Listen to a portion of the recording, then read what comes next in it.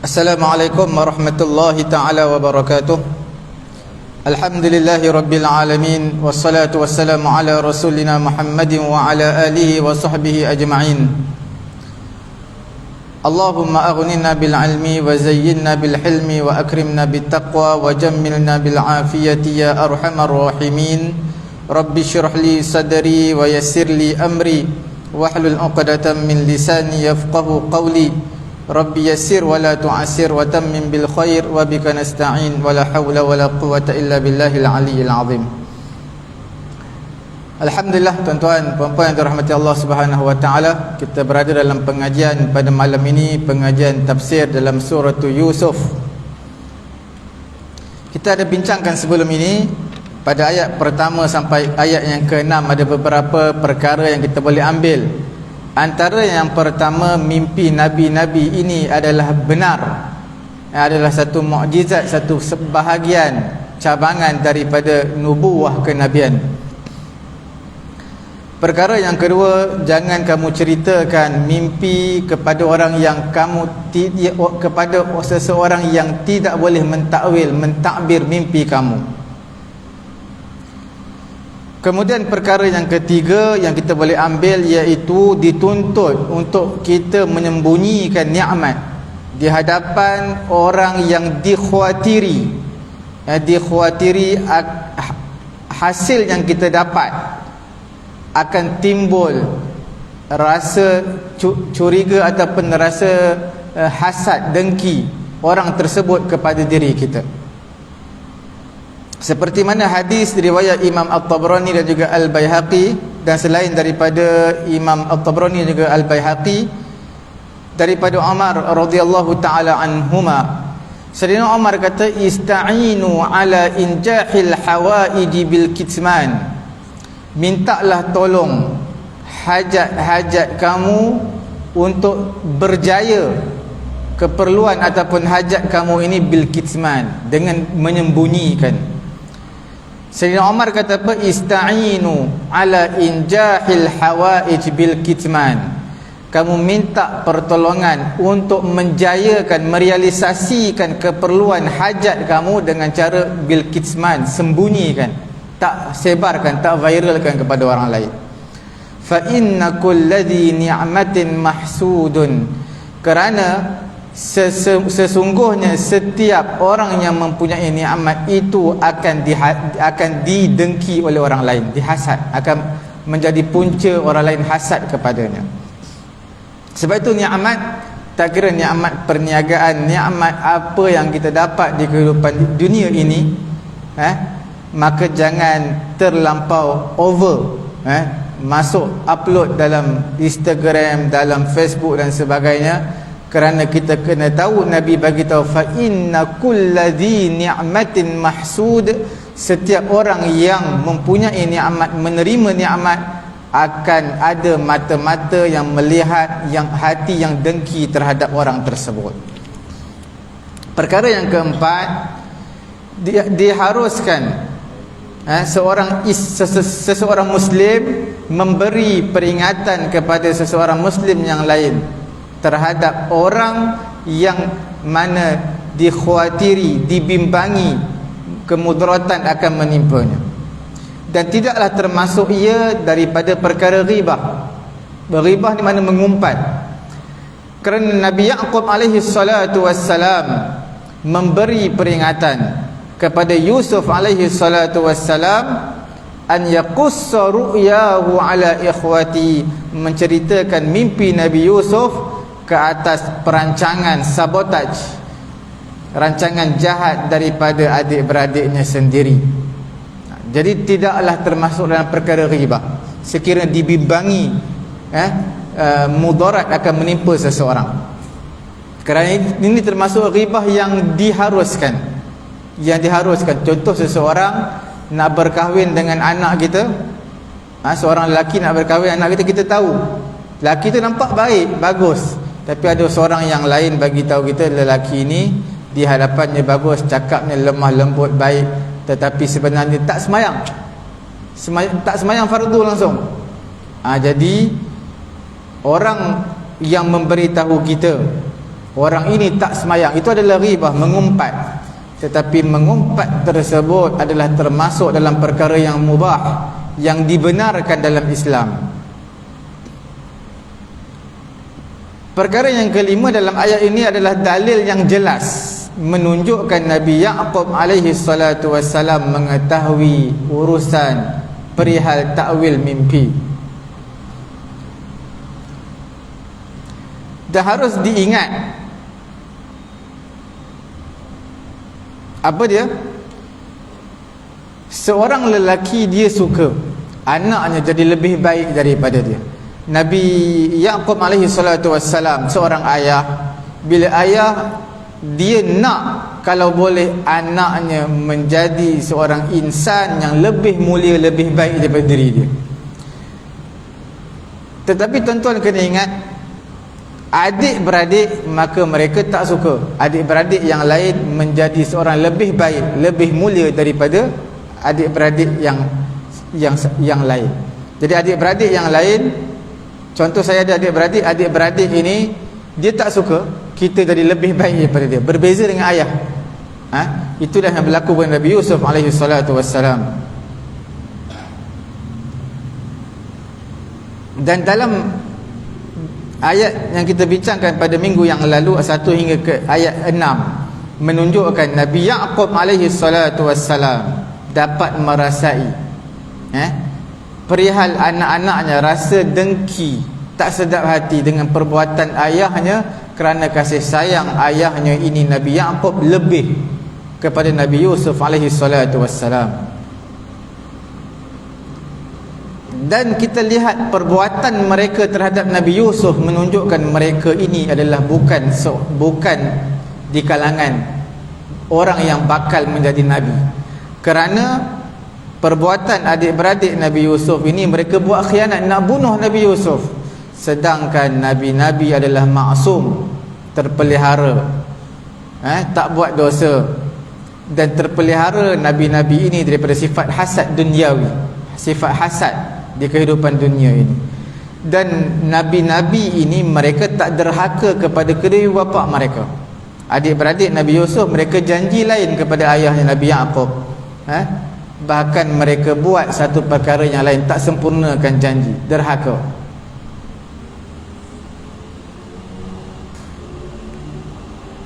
Kemudian perkara yang keenam, ishtamala kalam Ya'qub ma'abnihi Yusuf ala iddati basyair fa akhbarahu annahu kama akramahu Allah birru'ya. Perkataan Nabi Yusuf, Nabi Ya'qub ini memberitahu Nabi Yusuf, iaitu mengenai dengan beberapa berita gembira yang Nabi Yusuf akan dapat berdasarkan mimpi yang dia lihat, yang Nabi Yusuf lihat dalam mimpi dia. Sekarang kita lihat pada ayat yang ke-7 mengenai dengan ittifaquhum ala ilqa'i Yusuf fil bi'r. Kisah bagaimana perancangan jahat, kesepakatan mereka dalam perbuatan jahat untuk mencampakkan Nabi Yusuf alaihi salatu wassalam di dalam perigi kering. Kita lihat ayat yang ke-7. A'udzu billahi minasyaitonir rajim. Laqad kana fi Yusuf wa ikhwatihi ayatul lis-sa'ilin. إذ قالوا ليوسف وأخوه أحب إلى أبينا منا ونحن عصبة إن أبانا لفي ضلال مبين اقتلوا يوسف أو اطرحوه أرضا يخل لكم وجه أبيكم وتكونوا من بعده قوما صالحين قال قائل منهم لا تقتلوا يوسف وألقوه في غيابة الجب يلتقطه بعض السيارة إن كنتم فاعلين. Tuan-tuan lihat dalam surah Yusuf ayat yang ke-7. Laqad kana fi Yusuf wa ikhwatihi, sesungguhnya pada Nabi Yusuf dan juga adik-beradiknya ayat, ada beberapa tanda, beberapa cerita lisailin, kepada orang-orang yang bertanya mengenai dengan kisah Nabi Yusuf dan juga adik-beradiknya. إذ قالوا ليوسف وأخوه أحب إلى أبينا منا, ketika mana mereka berkata, siapa mereka ni? Adik-beradik Nabi Yusuf. La Yusuf wa akhuhu ahabbu ila abina minna, benar-benar Nabi Yusuf dan juga adik yang seorang lagi, iaitu Bunyamin, benar-benar mereka berdua ini lebih dicintai oleh ayah kami berbanding kami. Wa nahnu usbatun inna abana lafi dhalalin mubin, kami adalah usbah, satu jamaah, satu grup. Usbah ni bilangan, satu golongan, grup, kumpulan, majmu'ah, 1 sampai 10, 2 sampai 10, 2 orang sampai 10 orang dipanggil usbatun. Inna abana lafi dhalalin mubin, sesungguhnya ayah kami ini benar-benar dalam kebingungan, iaitu dalam perkara yang tak jelas, iaitu dia telah buat satu perkara yang menyalahi keadilan.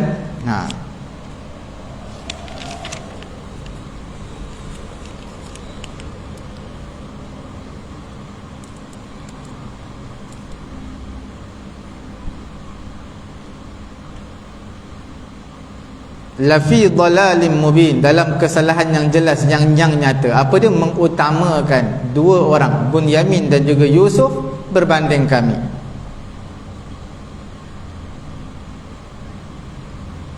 Maknanya Nabi Yaqub alaihi salatu wassalam tidak berlaku adil dalam memberikan kasih sayangnya kepada anak-anak. Itulah punca mereka menjadi hasad, rasa dengki terhadap perbuatan ayah mereka terhadap dua orang anak ini. Kemudian ayat yang ke-9, uqtulu yusufa awitrahuh, bunuh. Adik-beradik dia bincang, discuss sama mereka, kata bunuhlah Nabi Yusuf, awitrahuh, ataupun kalau tak bunuh pun campak jauh-jauh sampai tak tahu jalan pulang. Awitrahuhu ardan yakhlu lakum wajhu abikum, nanti lepas kamu bunuh Nabi Yusuf ataupun kamu campak dia jauh-jauh sampai dia hilang daripada pandangan ayah dia, tak boleh nak balik rumah kita dah, pada ketika tu yakhlu lakum wajhu abikum, ayah kamu Yaqub kecenderungan kasih sayang dia akan memberi sepenuh kasih sayang kepada kamu, kerana anak kesayangannya telah tiada.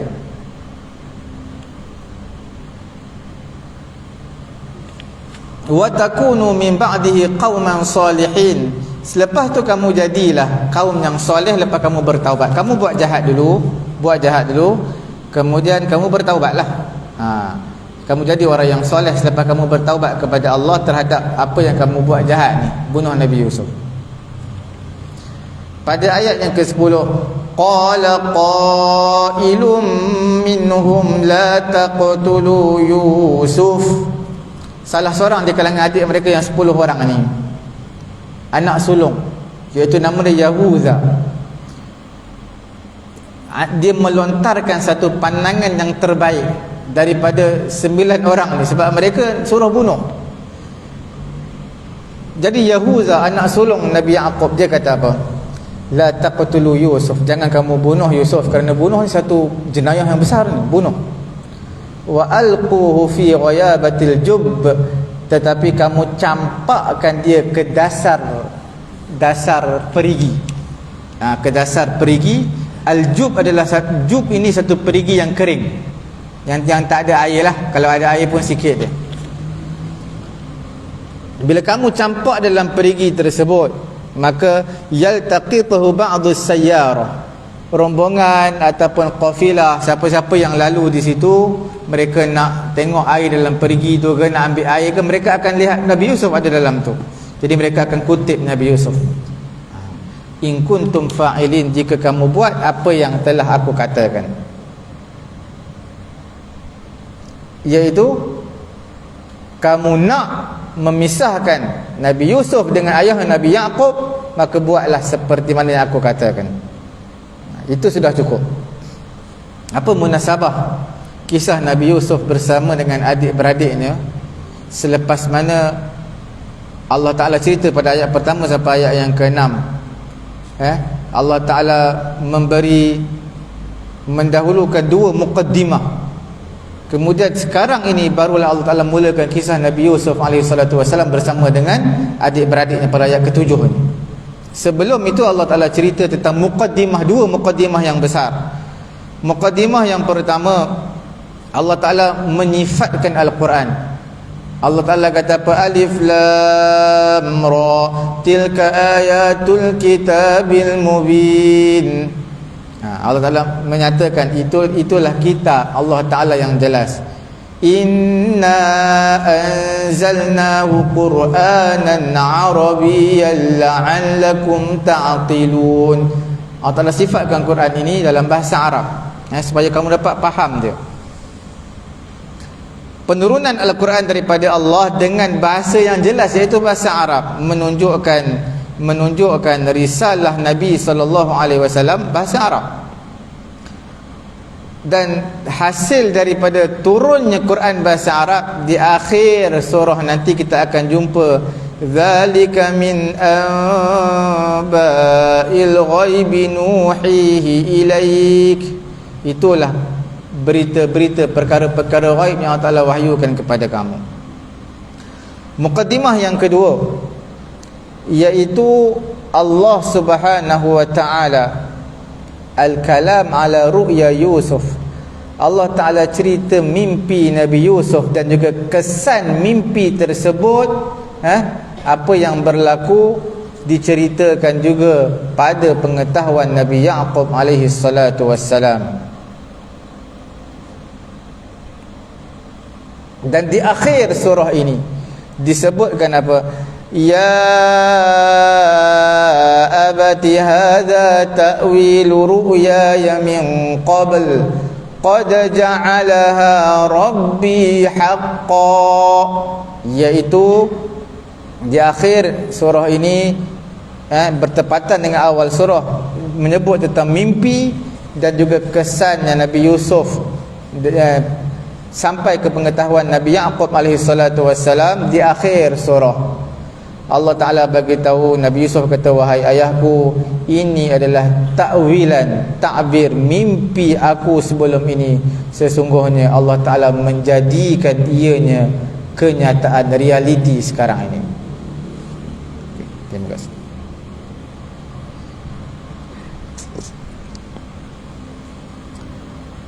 Sesungguhnya pada kisah Nabi Yusuf bersama dengan adik-beradiknya,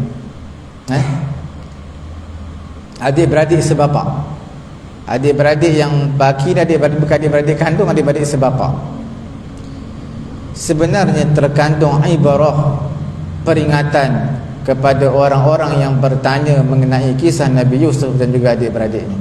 Menunjukkan apa? Menunjukkan kepada kita kekuasaan Allah Ta'ala, hikmah Allah Ta'ala pada setiap sesuatu. Likulli sa'ilin an ahdathil qissah, iaitu hikmah mengenai setiap sesuatu bagi setiap orang yang bertanya mengenai kisah yang berlaku pada Nabi Yusuf. Sebenarnya di sebalik kisah tersebut mempunyai hikmah dan juga mempunyai ibarah, peringatan ataupun pengajaran yang kita boleh ambil.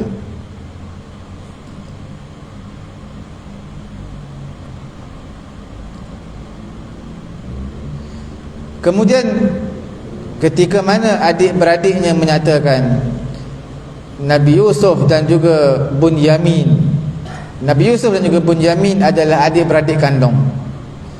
Mereka berdua ni sangat dicintai oleh ayah mereka. Ayah kami memberi kecenderungan yang lebih terhadap dua adik-beradik kami ini, iaitu Nabi Yusuf dan juga Bunyamin. Mereka berdua masih kecil, Nabi Yusuf dan juga Bunyamin. Kami ini jemaah 10 orang lelaki yang kuat, yang gagah.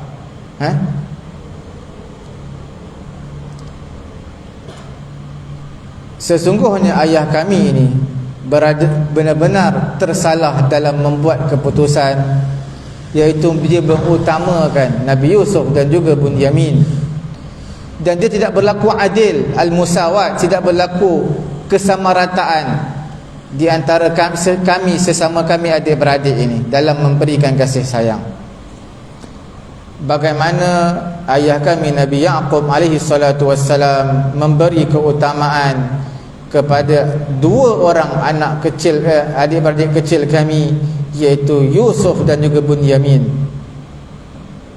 Sedangkan kami ini lelaki yang gagah, sepatut lebih dicintai, sebab kami ini yang banyak membantu dia, sebab kami lelaki-lelaki yang perkasa, yang gagah.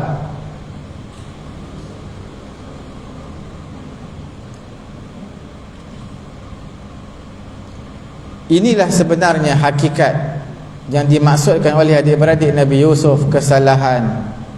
Kesalahan ini adalah daripada ayah mereka, tetapi mereka tak lihat kesalahan diri mereka. Kerana Nabi Yusuf alaihi salatu wassalam dan juga adiknya iaitu Bunyamin masih kecil, dan juga mereka ni anak yatim. Bila anak yatim masih kecil, perlu diberi tumpuan yang lebih, perhatian yang lebih, kerana mereka kematian ibu mereka. Kerana itu Nabi Yaqub melihat pada Nabi Yusuf ini sebenarnya sudah ada irhas. Irhas ini tanda-tanda kenabian sebelum menjadi nabi. Itu irhas. Kalau mukjizat, tanda-tanda kenabian ketika menjadi nabi, iaitu Allah Subhanahu wa taala memberi kebijaksanaan, hikmah kepada Nabi Yusuf yang luar biasa, dan juga memberi mimpi yang Nabi Yaqub boleh takwil mimpi tersebut, boleh faham mimpi tersebut. Kemudian di sini juga dalam kisah ini menuntut, mengajar kepada kita berhati-hatilah dalam bermuamalat, bermuasyarah bersama dengan anak-anak ini, kerana dalam memberi kasih sayang yang lebih itu penting, kerana di kalangan mereka ada mata-mata yang memerhatikan, kita tak tahu.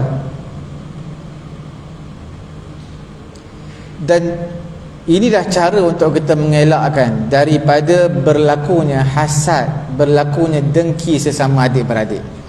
Seperti mana Nabi SAW berpesan dalam hadis riwayat Imam Al-Bukhari dan juga Imam Muslim daripada Nu'man bin Bashir, Nabi kata, ittaqullah wa'dilu baina auladikum. Bertakwalah kamu kepada Allah, takutlah kepada Allah, berlakulah adil sesama anak-anak kamu. Wa'dilu baina auladikum, berlaku adillah sesama anak-anak kamu.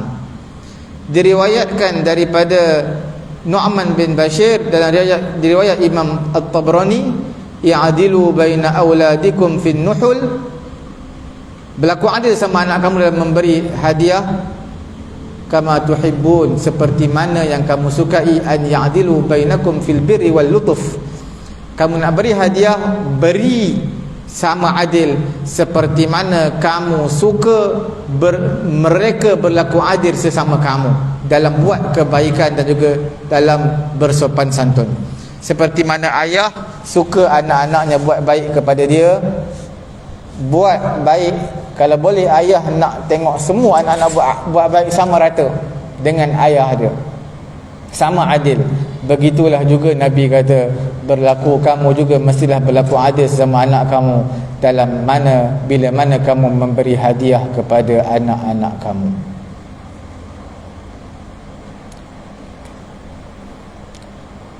Allah Subhanahu wa taala sebut rancangan jahat mereka, uqtulu, mereka nak bunuh.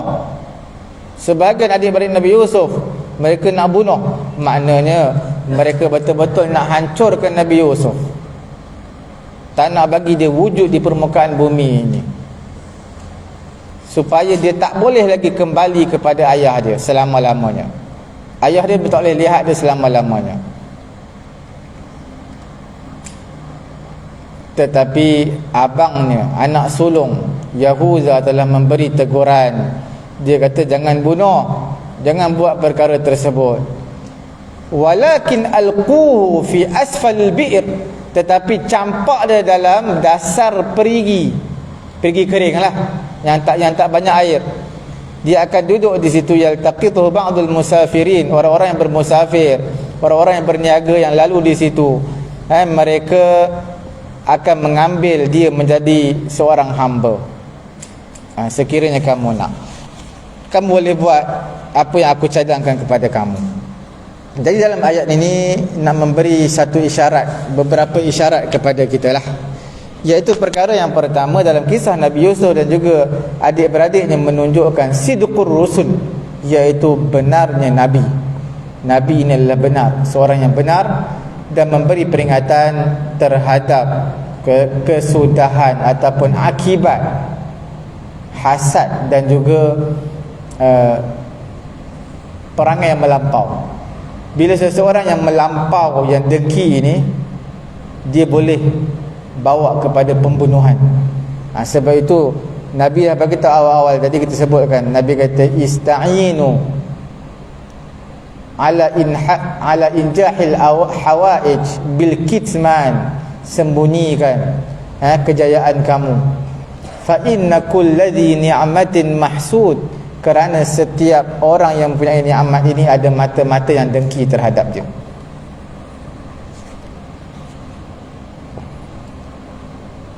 Perkara yang kedua yang kita boleh ambil manfaat mengambil pengajaran di sini, iaitu kebencian yang diluahkan oleh adik-beradik Nabi Yusuf, iaitu mereka membuat satu perancangan jahat untuk membunuh Nabi Yusuf alaihi salatu wassalam. Perkara yang ketiga, tafdil ba'dil aulad ala ba'din yurisul hiqd wal hasad. Seseorang yang tak balance kasih sayang dia dengan anak dia, maka akan timbul salah seorang di kalangan anak mereka ini akan rasa tidak sedap hati, dengki dan sebagainya. Nabi Yaqub alaihi salatu wasalam mengetahui perkara ini. Lam yufaddil waladaihi Yusuf wa akhihi illa fil mahabbah. Nabi Yaqub ini dia tak lebihkan anak dia, melainkan lebih kasih sayang aja. Benda-benda lain dia bagi sama rata, sebab mereka berdua ini tak ada ibu. Sebab itu diberikan kasih sayang lebih kepada mereka berdua. Wal mahabbah, kasih sayang ini sebenarnya di luar daripada kotak kemampuan, skop kemampuan manusia sebenarnya. Dia adalah ma'zur, diberi keuzuran dan tidak dicela sebenarnya. Kasih sayang itu lebih. Tuan-tuan ada 5 orang anak yang kedua itu lebih disayangi. Adakah berdosa? Tidak. Tapi jangan tunjukkan. Seperti mana tuan-tuan ada 2 orang, 3 orang isteri. Adakah kasih sayang tuan-tuan kepada isteri yang kedua, ketiga sama seperti isteri pertama? Pasti tidak. Keadilan yang dituntut dalam Islam adalah keadilan yang berbentuk material. Tetapi keadilan berbentuk kasih sayang sebaliknya tak boleh sama, mustahil kalau sama.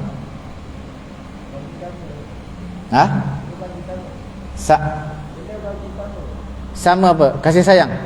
Kasih sayang tak. Kasih sayang tak mampu. Kita tak boleh. Macam mana cinta kita kepada isteri kedua kita nak samakan seperti mana cinta kepada isteri pertama? Susah.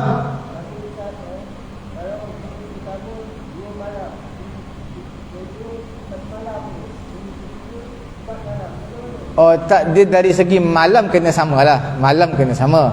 Cuma nak bagi tahu kecenderungan kita. Kecenderungan rasa kasih sayang, rasa keseronokan kita bersama dengan isteri memang takkan sama. Cuma malam tu kena samalah. Kalau malam isteri pertama 2 malam, isteri kedua pun 2 malam juga. Kalau isteri pertama semalam, isteri kedua semalam, itu memang kena samalah. Kalau isteri pertama duduk rumah dia seminggu, isteri kedua seminggu, isteri ketiga seminggu, itu memang kena sama adil. Melainkan salah seorang daripada isteri gugurkan bahagian dia, mana bahagian saya tak apa, saya bagikan kepada isteri yang kedua, itu tak apa, tak jadi masalah. Kemudian di akhir ayat yang keberapa, yang ke-9, ada disebutkan wa takunu min ba'di qauman salihin. Selepas kamu dah buat benda-benda jahat ni, kamu bertaubatlah kepada Allah, maka Allah Ta'ala akan terima taubat kamu.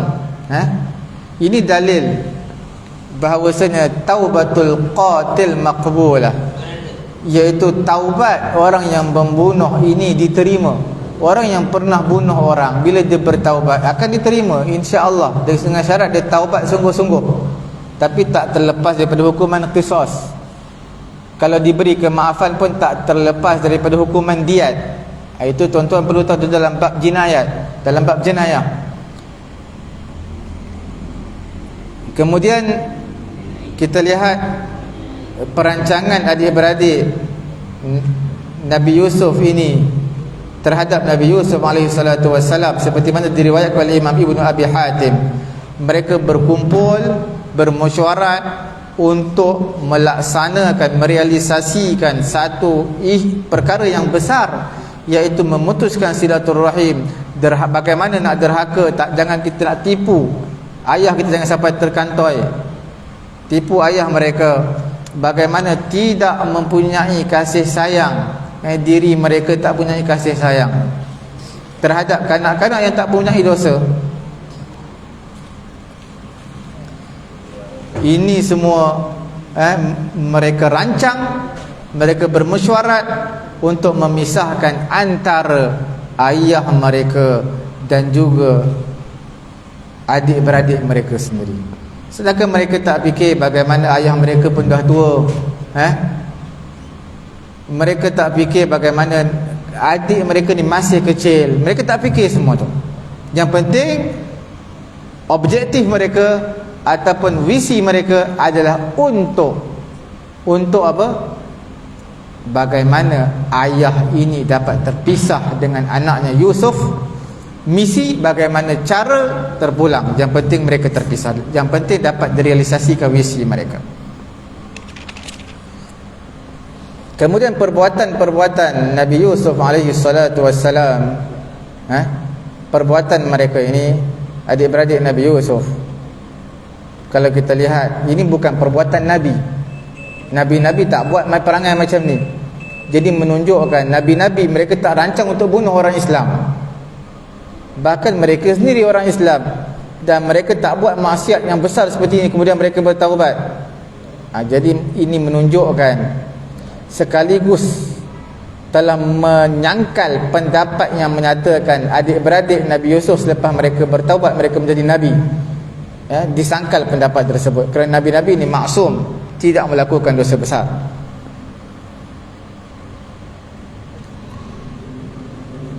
Kemudian kita lihat sikit mengenai dengan hukum iltiqaq. Dalam ayatnya disebut yaltaqituhu ba'du sayyarah. Pengembara-pengembara, orang-orang yang bermusafir, mereka akan kutip Nabi Yusuf ini. Al-iltiqat maksudnya menjumpai sesuatu, tanawulu syai' min at-tariq, di tengah jalan jumpa satu benda. Dipanggil sebagai luqatah.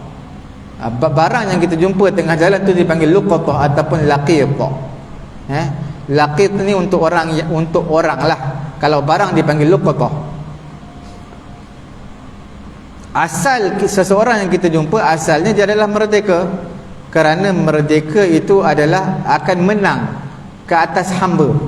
Bila mana jumpa seseorang dalam perigi macam Nabi Yusuf, adakah dia merdeka ataupun hamba? Orang merdeka ataupun hamba, maka dikategorikan sebagai orang merdeka sebab dia mengikut ghalib, kebiasaan. Wa huwa muslim akhzan bil ghalib. Adakah dia ini kanak-kanak kafir ataupun Islam? hukum di atas mengambil hukum ghalib, hukum yang pasti menang, iaitu dia adalah dikategorikan sebagai Islam.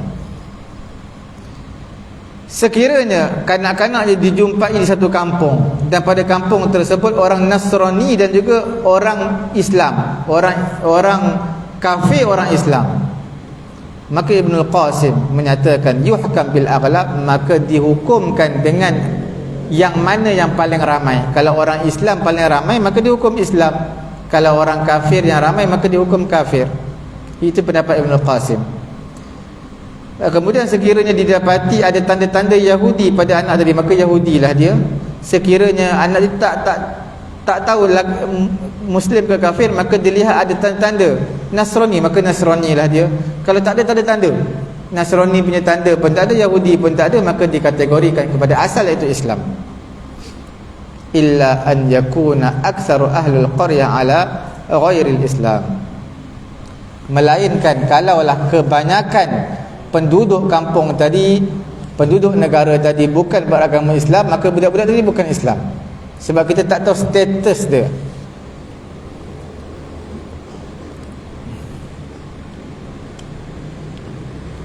Imam Asy-Syafi'i rahimahullahu ta'ala menyatakan, kanak-kanak yang kita jumpa, illam yakun lilaqid mal, kita jumpa kanak-kanak, bayi yang dibuang, tak tahu Islam ke kafir. Bayi ni, ayah dia Islam ke kafir. Kemudian harta pun ayah dia tak, mak ayah tak tinggalkan, letak baby dekat depan pintu surau, subuh-subuh siap datang nampak baby tu, dia tak letakkan duit pun untuk belanja. Maka kalau seseorang ambil anak tadi, maka siapa yang nak beri dia susu, nak guna duit siapa? Maka Imam Syafi'i menyatakan nafkahnya adalah daripada harta Baitul Mal.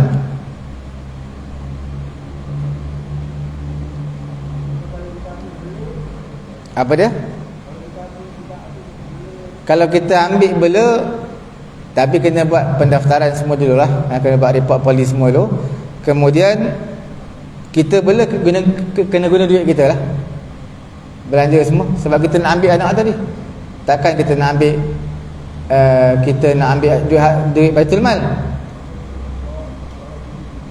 Apa dia? Di bawah. Tak, kalau kita jumpa baby tadi, kita nak ambil ya, kita nak jaga je, maka kita kena beli susu, beli pampers, semua guna duit kita. Ulama semua sepakat, idza lam yakun lilaqid mal, sekiranya budak baby yang kita jumpai tersebut tak ada harta, mak dia tak tinggalkan duit apa-apa, insya'a tabarru'al multaqid bil infaq alaih, sekiranya kita yang jumpa kita nak infakkan, beli pampers susu, boleh, tak ada masalah. Sekiranya kita nak, kita serahkan kepada kerajaan, Jabatan Kebajikan Masyarakat, dia yang akan uruskan, maka dia ada saluran dia. Kemudian itu laqit, budak-budak yang hilang ataupun kanak-kanak yang tak tahu status dia. Bagaimana dengan luqatah? Luqatah ni barang. Luqatah wa dhawal ataupun dhawal, barang yang hilang, sama maksudnya. Mengikut pendapat yang sahih bagaimana? Mengikut pendapat yang sahihnya, al-luqatah wa dhawal maknanya sama, mengikut pendapat yang sahih. Kemudian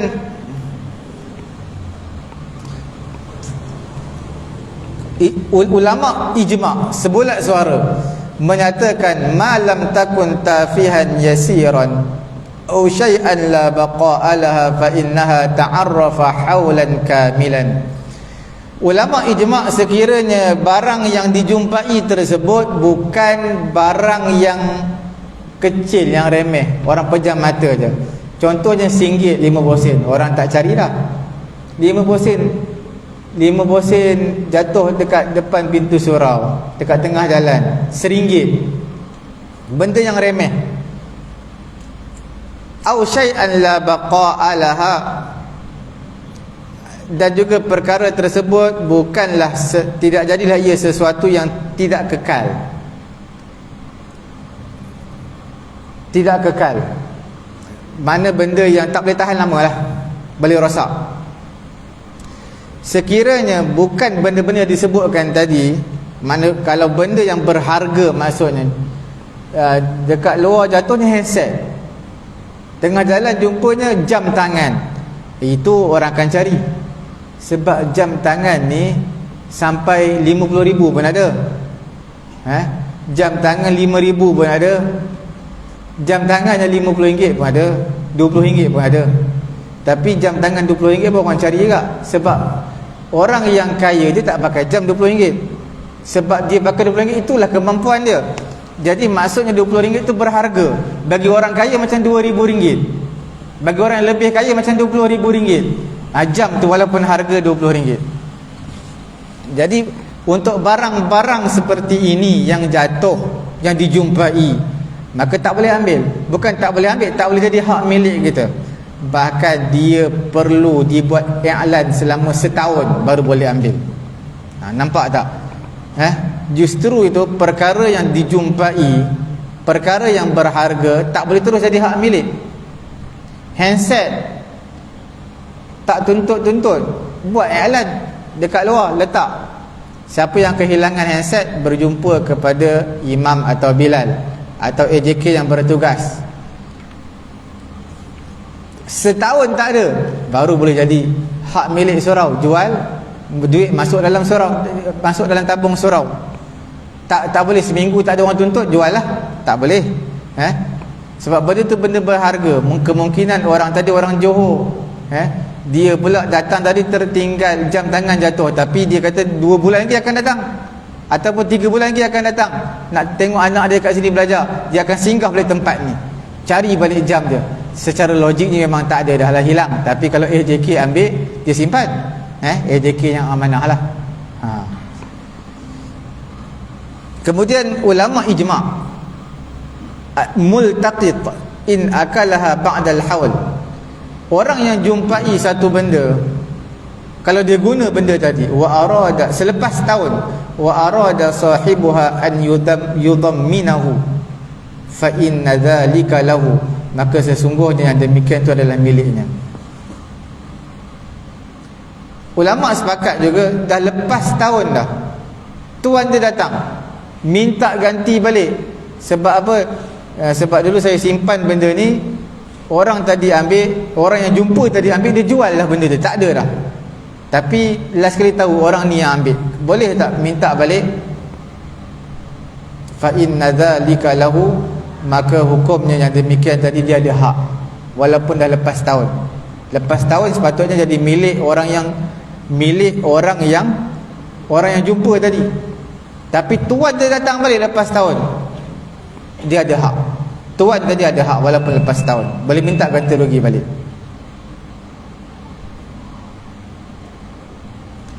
Wa in tasaddaqa biha fa sahibuha mukhayyarun. Tapi kalau orang tadi sedekah, dah lepas tahun dia sedekah, tuan dia datang minta balik harta dia tadi, maka diberi pilihan. Fa sahibuha mukhayyar baina at-tadmin wa baina ar-ridha bis-sawab. Diberi pilihan sama ada nak minta balik ataupun tak apalah, halal lah sebagai sedekah dah, pahala akan sampai kepada dia. Yang mana diberi pilihan.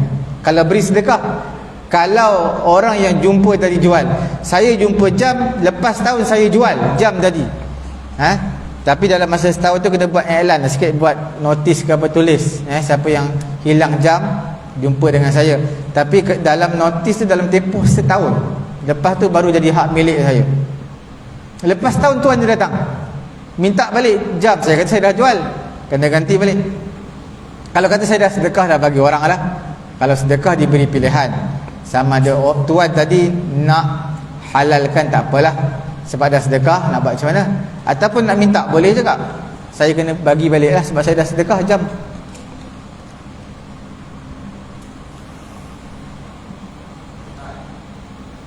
Ya,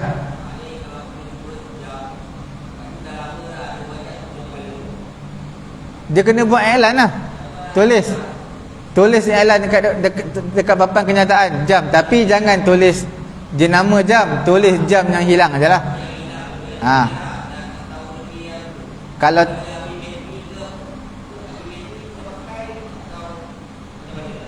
Kalau dah lebih setahun, kita boleh guna. Boleh guna. Tapi nak lebih baik lagi, kita sedekah kat surau. Jual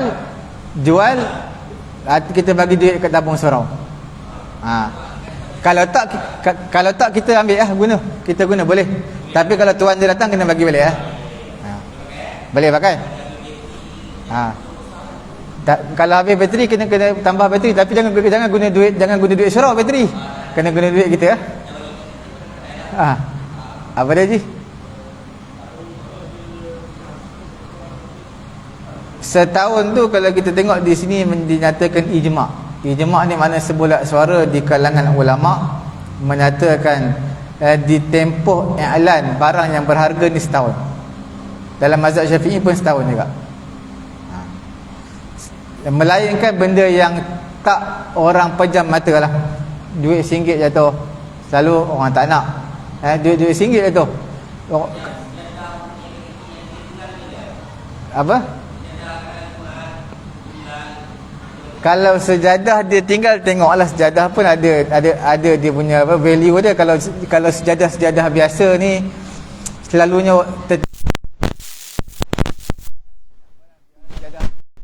tapi kalau tuan-tuan letak 2-3 malam, lepas tu tuan-tuan buka tempat yang katuk tu buka, lepas tu ayam pun lari dia belum kenal rumah sampai seminggu baru buka. Itu orang dulu aja, saya pun tak tahu betul ke tak. Tuan-tuan kena try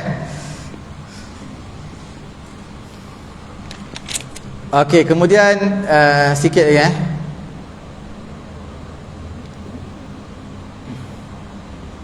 untuk memiliki barang luqtah, barang-barang dijumpai yang bernilai. Tadi kita bagi tahu ta'rifuha sanah, tempoh dia adalah selama setahun. Kemudian ulama dalam mazhab Hanafi dia kata apa?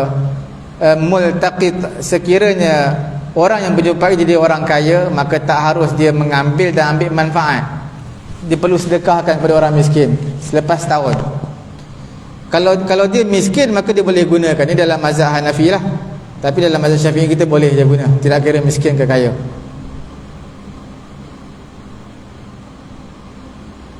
Okey, insya-Allah pada bulan akan datang, insya-Allah minggu yang kedua, Rabu, kita akan lihat mengenai dengan adik-beradik Nabi Yusuf. Mereka telah merealisasikan rancangan jahat mereka dan bagaimana tadlis, penipuan yang mereka buat terhadap ayah mereka. Sebab ayah mereka tak nak lepaskan Nabi Yusuf ni, tapi disebabkan ayat yang mereka gunakan, pelbagai jenis ayat, sampai last sekali ayah mereka Nabi Yaqub tewas juga. Bagilah. Sebab macam-macam mereka canangkan, macam-macam mereka janji ni. Yang penting lepaskan Nabi Yusuf bersama dengan kami. Kita akan sambung pada ayat yang ke-11 sampailah ke ayat yang ke-18, bagaimana perancangan jahat mereka daripada mereka minta Nabi Yusuf, ayah mereka tak nak lepas mereka, ayat sampai dapat. Kemudian bila dapat Nabi Yusuf, mereka keluar bersama Nabi Yusuf, apa yang mereka buat terhadap Nabi Yusuf. Kemudian apa yang terjadi kepada Nabi Yusuf dan apa yang mereka nyatakan kepada ayah mereka. Sebab mereka keluar tu 11 orang, tiba-tiba pulang 10 orang, mana seorang lagi. Apa alasan yang mereka, uzuran yang mereka nak nyatakan kepada ayah mereka. Jadi insya-Allah apa yang kita dengar ni dapat manfaat dan juga ambil pengajaran daripada kisah Nabi Yusuf alaihissalam. Semoga Allah Ta'ala beri kefahaman kepada kita. Subhanallahumma wa bihamdihi, subhanakallahumma wa bihamdika, asyhadu an la ilaha illa anta, astaghfiruka wa atubu ilaik. Bismillahirrahmanirrahim. Alhamdulillahi rabbil alamin, wassalatu wassalamu ala rasulina Muhammadin wa ala alihi wa sahbihi ajma'in. Allahumma anfa'na bima 'allamtana wa 'allimna ma yanfa'una wa zidna 'ilma. Alhamdulillahi ala kulli hal wa na'udzu billahi min hali ahli an-nar. Wa sallallahu ala sayyidina Muhammadin wa ala alihi wa sahbihi ajma'in. Alhamdulillahi rabbil alamin.